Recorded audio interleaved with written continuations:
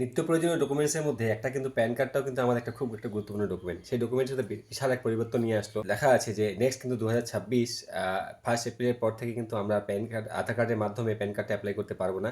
কারণ সেখানে date of বার্থটা approve করে বার্থ সার্টিফিকেট কিংবা অন্য কোনো ডকুমেন্টের মাধ্যমে। তো এখন পর্যন্ত যারা আমরা প্যান কার্ড এপ্লাই করিনি তারা কিন্তু আমরা নতুনভাবে প্যান কার্ডটা এপ্লাই করে দিই 1st এপ্রিলের আগেই। তাহলে কিন্তু আমরা প্যান কার্ডটা এপ্লাই করতে পারবো।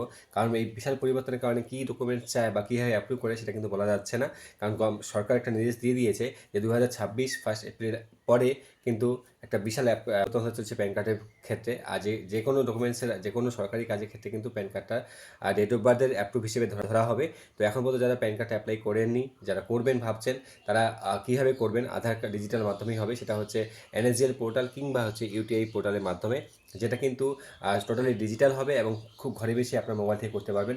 যদি আপনারা করতে না পারেন আমাকে কমেন্ট বক্সে জানাবেন, আমি লিঙ্ক দিয়ে দেবো, সেখান থেকে কীভাবে করতে হয় অবশ্যই দেখে নেবেন। আর যদি সেটাও না বুঝতে পারেন তাহলে নিয়ার বাই আপনার যে ইন্টারনেট ক্যাফে আছে সেখানে গিয়েও কিন্তু আপনারা আবেদন করতে পারেন। ভিডিওটা প্রচুর শেয়ার করে দেবেন, আপনার বন্ধুদের কাছে যেন পৌঁছে যায়। আর যারা নতুন আমার এই চ্যানেলটাতে অবশ্যই একটু সাবস্ক্রাইব করে পাশে থাকবেন। ধন্যবাদ ভিডিও দেখার জন্য।